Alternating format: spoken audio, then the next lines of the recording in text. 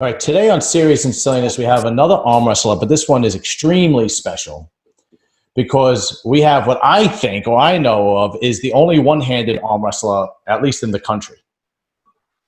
Is that accurate? There's several others. I got to meet a couple of really nice guys at Worlds this year. Okay, let me rephrase that. Let me rephrase it. You're the only world champion one-handed arm wrestler. Is that accurate? I believe so. Okay, there we go. Much better, much better. So, Tony Hope, where are you from? Billings, Montana. Okay. So, I'm just going to ask you a couple of quick questions. The background basically is, how did you lose your hand? I lost my hand in a meat grinder when I was 2 years old. Wow, really? Yes, sir. My God, talk about devastating. How did that happen? As far as I can remember, I was standing there, pulling meat across, plunging it down with my left arm, like I'd watched my dad do 1,000 times. Right. Playing a game, and at the same time, I pretended to reach down and pull a plug out. When you get too much meat in a meat grinder, they kind of back up. And I reached in there to pull the plug out. At the same time, my dad flipped the switch on and off to make sure it was put together correctly. Oh, and wow. It pulled me in. Wow, Mamma Mia. So who got hurt worse, you or your dad? Because that had to be devastating on him too. I'm gonna guess my dad. Yeah, probably. My God. Is he still alive? Is he still with us? Yes, sir. Oh, and what does he, do you guys talk about it or no? You just not too much anymore. It's just one of those things that, was real hard on his life. Well, I mean, to your credit and to your dad's defense, you became a world champion arm wrestler. That's not too bad.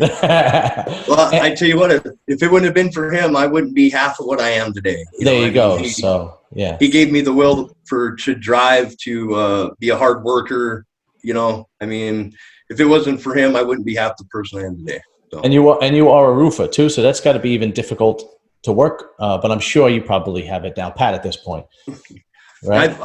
I've been blessed. Losing your arm at such a young age. I never really got to know what it was like to have to. Good so, idea. Okay. It's just, it is what it is. I don't see it too much as a handicap. You'll overcome and adapt. Yes, sir. So now, how did you get into arm wrestling?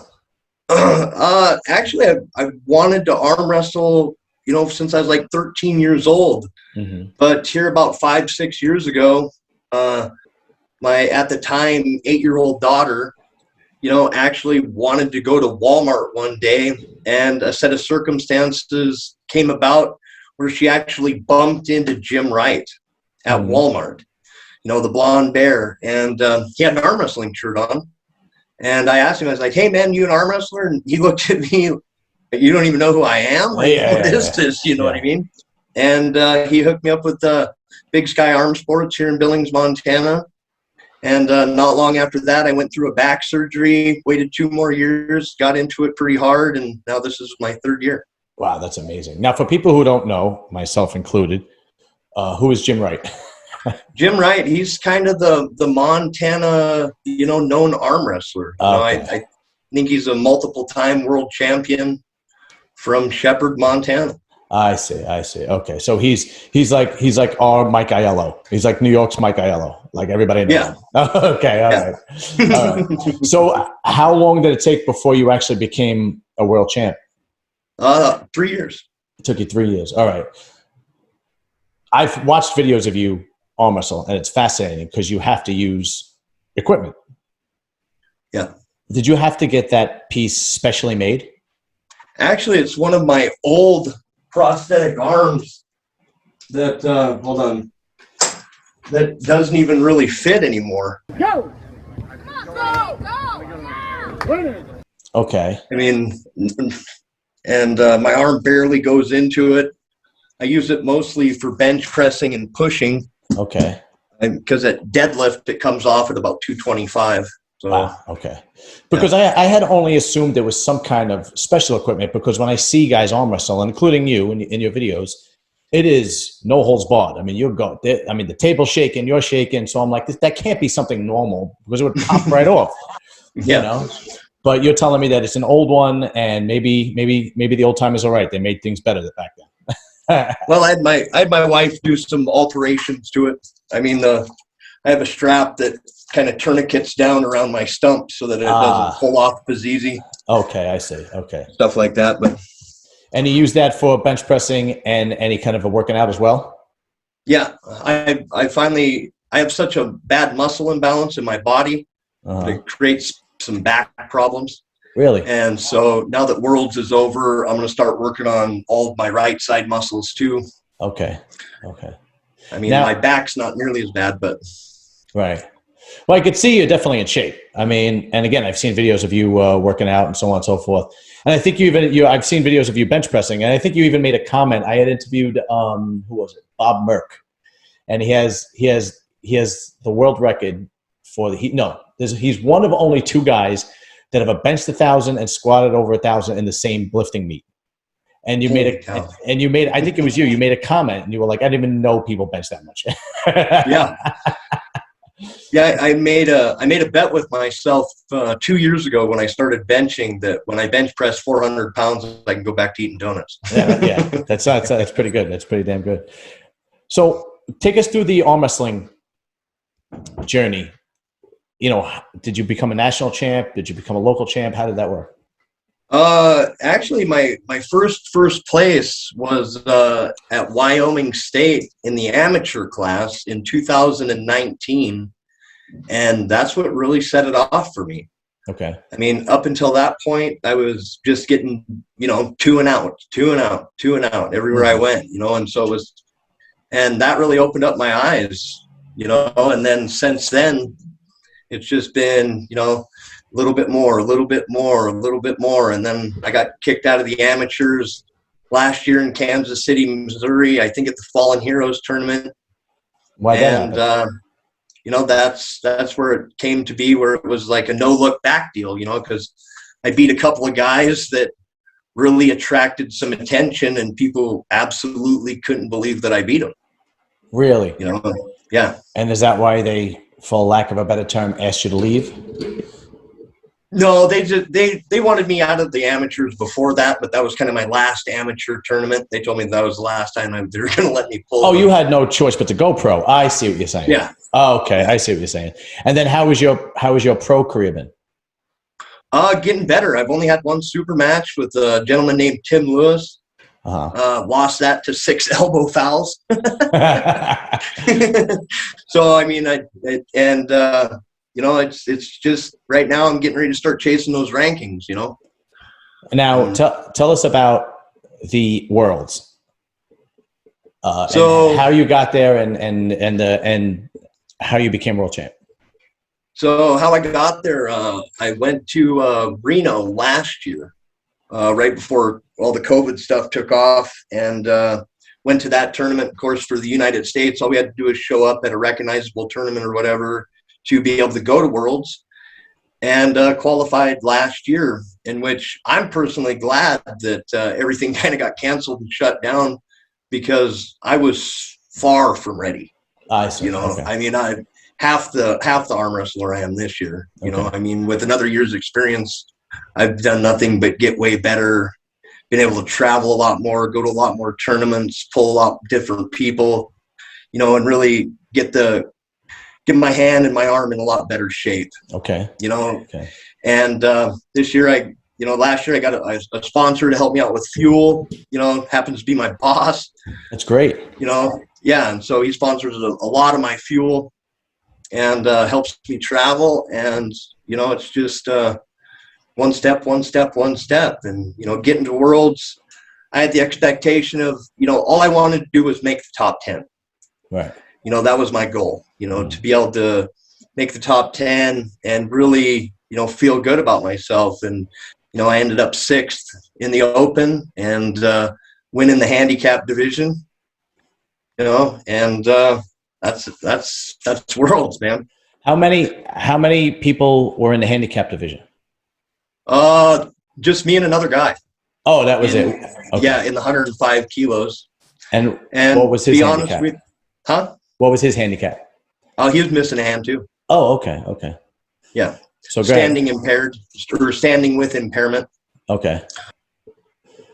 So you win the gold. He obviously wins the silver, right? And you came sixth in the Open.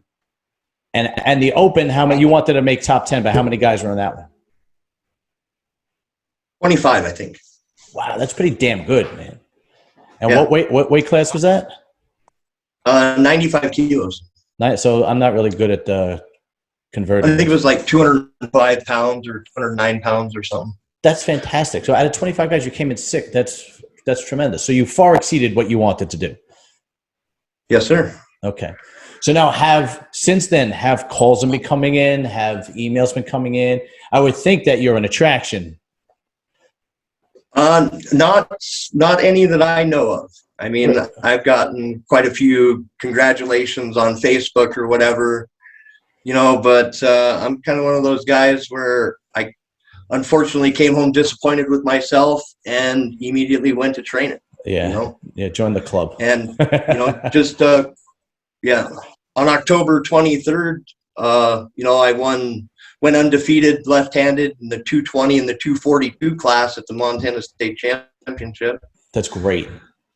So that was the next step. Right. Now, did you see now talking about some bigger arm wrestling guys? Did you see the Paul Lynn John Berzink match? I watched part of it. What'd you think? It went how I thought it was going to go. Yeah. Oh, yeah. Yeah. That's pretty much what everybody says, I was really rooting for Paul, and I think a lot of people were, because did you ever have the pleasure of meeting him? I have not yet. He is one of the greatest guys you'll ever meet. He was the first arm wrestler I've ever had on my podcast. And all I did was reach out. It's actually a funny story. My background was always bodybuilding and powerlifting. And I had followed this powerlifter, and he's very, very famous in the powerlifting world. His name is, they call him the Machine. His name is Leroy Walker. The guy benches close to 700, and he has the strict curl world record. He strict curls 245 or something like that. It's ridiculous. Holy cow. Yeah, it's insane. It's absolutely ridiculous. So I see him arm wrestling somebody. Now, Leroy Walker has got to be close to 300 pounds. He's got to be 270, 280. He's a big dude. And I see him arm wrestling somebody, and this person is very muscular, is very athletic, but has to be at least, 60 pounds, 50, 60 pounds less than him. And he can't budge him. And I'm like, who is this guy that he's arm wrestling? Right? And as he's holding him, he's obviously showing him what to do. This person I didn't know is showing Leroy Walker what to do. And then after so much time, he basically just puts him down, but not like, slowly, kind of puts him down when he was done. And that person was Paul Lynn. So I was like, oh, I got to get this guy on my fucking podcast. Right? So I shoot him a Instagram message, and immediately he goes, yeah, when do you want to do it? Now, once he did that, once he came on my show, that opened the door to the arm wrestling world for me on my YouTube channel. And then I had gotten Michelle Dugan, and Michelle was able to open up the women's side of things for me. I mean, that's when I had Mike Aiello and Steve Black, and I had Monster Michael Todd, and I had Sean Hancock, and now I have you, and so on and so forth. So if it wasn't for him, I would have never been able to know who these people are and get them on their show. So I'm very grateful for that. So I was hoping so bad. I was like, oh, God, I want this guy. I want Paul to win so bad. And then what got me even more angry was that I saw a couple of weeks beforehand, John Berzink already made a match with Devin Larratt. And I'm like, I told this story to Robin Chandler, and I went, look at this motherfucker. He's not even thinking about Poland. I'm like, I was praying that Paul would just tear his arm off his body. But Fortunately, it didn't happen that way, So what do you, speaking of John Berzink and Devin Larratt, what do you think about that coming up in December? If Devin comes in like he was for Michael Todd, I really don't see too many people, I know, that can pull with him. He's a big dude. I've seen him in person. I didn't have the pleasure of meeting him, but I saw him in person. He's got to be 6'4", 6'5", something like that, and well over to 250, 260 pounds. He's a big dude. Yeah, that would be tremendous. So now what is the future of Tony Hope? Where are we going from here? Well, I got Colorado State coming up in a week, I think. Okay. And hope to make it to Washington in December. Okay. And other than that, going to train my butt off and get ready for the qualifier that's in Texas coming up. I think it's in June. I don't know for sure, but other than that, I'm gonna sit back. I'm gonna train my butt off and get ready for the next one. Now, we'll qualify for what? Worlds. Another Worlds, okay. Yeah. And where is that one saying they're being? I know they canceled one in Georgia recently, but where are they saying they're holding the next one? Oh, you mean Worlds? Yeah. Gosh, I don't even know. I mean, I've heard several different things. Yeah. And at this point in time, it's just hard to say. I mean, if they're going to open everything up or make everybody get shots to go, or good point. Yeah, right. I think 2023 will ease up a little bit. I've heard some rumors that WAL is going to be having some tournaments in 2023, so hopefully that'll go back to normal. So now you said you have a daughter. Do you have more than one kid or just one? Well, I got 4 kids. You got 4 kids. Any of them arm wrestling? 3 of them arm wrestle. Oh, really? That's awesome. Girls or boys? 2 girls and 1 boy arm wrestle. And how old are they? 14, 13, and 8. And the 8-year-old arm wrestles? That's great. Oh yeah, she goes everywhere. I mean, me and my wife travel quite a bit for arm wrestling. Yeah. And the 8-year-old, she's been to Missouri with us. I mean, she goes just about every competition we go. And do they have competitions for kids that age? Most places we go, yeah. Really? I see. I gotta go to more tournaments and see if I can get some footage of that and put it on YouTube. Because I've only been to one tournament and I did not get to see any kids. So that would be fantastic if I could do that. And it is way more a lot of fun. I live to watch the kids arm wrestle. Yeah. Because I don't know. I mean, I got a couple of good years left. Right. But if I could watch them do it for the next 15 years, it'd be great. Yeah, sure. Now, the boy, does he work out with you? Well, any of them, do they work out with you? Actually, my 8-year-old daughter works out more Get out of here, with me. Oh, yeah. Yeah. Bella, she's a little mini me. Got a lot of drive. She loves being with Dad. And how did the other 2 do? Not too bad. My oldest daughter's, she's 14, the one that arm wrestles, and she's a natural. Really? Yeah. Both the girls are kind of natural at, they got that high hook, top roll form, and they both do really well. I did this one video, this one podcast with 3 girls, and I called it Young Blood, and they were 3 very young girls, like in their early 20s. And they're 3 young girls coming up in arm wrestling. And it was Maddie Walker, who is Steve Walker's daughter, Jessie, God, I can't remember her last name, and this other girl, Sabrina. And they're all from the East Coast, but they're all really good, and they're all coming up. Maddie actually is a world champion. She was in Florida. And wow. If I would have known, I would have invited your 14-year-old to come on. But you have to show her that. I'll send it to you. You have to show her that. It'd be pretty cool. Definitely. I'll have her watch it. She'll love it. Absolutely. So now, what about your wife? Is she arm wrestling or no? She doesn't do anything like that. Yeah, she arm wrestles. Really? That's great. Yeah, she took. I think she took 3rd left-handed and 5th right at Worlds. Okay. All right. That's pretty damn good. All right. So the whole family's into arm wrestling. Now, why is that one? We have one daughter. Why is she not into it? Because she's 18, lives out of the house, and is in college. Oh yeah, she's just she's living on her own. Yeah, I got you. I figured that would have been the case, either that or she's too girly. She wants to, she's like too much into makeup and dresses or something like that. No, she's the smart one. She's got her head on her shoulders.